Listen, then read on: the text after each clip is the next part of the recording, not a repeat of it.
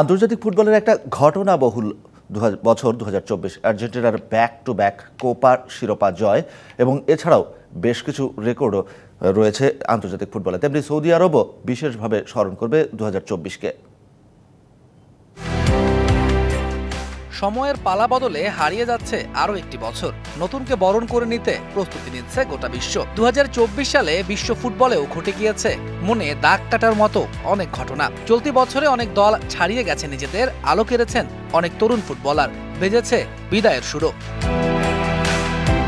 শুরুটা করা যাক বর্তমান বিশ্ব চ্যাম্পিয়ন আর্জেন্টিনাকে দিয়েই। 2021 সালে কোপা ট্রফি দিয়ে জয়যাত্রা শুরু হয় আলবিসেলেস্তেদের। পরের বছর আক্ষেপ ঘোঁচে কাতার বিশ্বকাপে।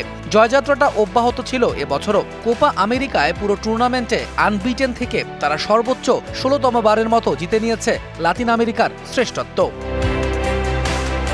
2024 সালটা মনে রাখার মতো স্পেনের জন্য।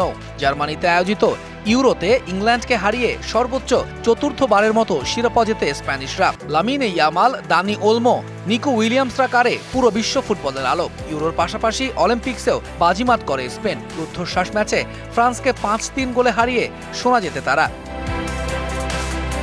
দল হিসেবে বছরটা মনে রাখার মতো স্প্যানিশ ক্লাব রিয়াল মাদ্রিদ ও জার্মান ক্লাব বায়ার লেভারকুজেনের। পুরো মৌসুম জুড়ে দুর্দান্ত পারফরমেন্স করে রেকর্ড 15তম বারের মতো চ্যাম্পিয়ন্স লিগের শিরোপা ঘরে তুলেছে লস ব্লাঙ্কোরা। All time Roma.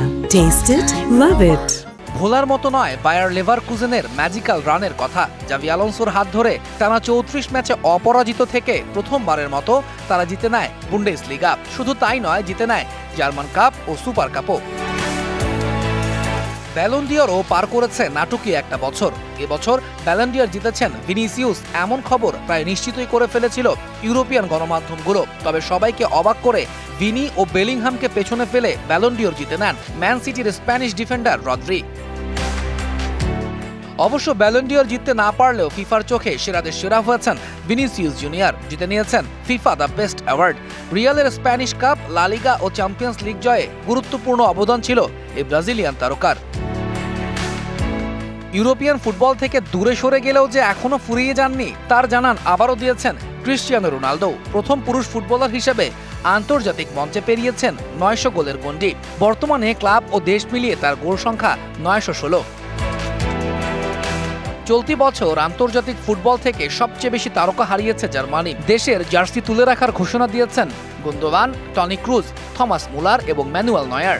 2014 বিশ্বকাপ জয়ে যারা ছিলেন দলের নির্ভরতার প্রতীক।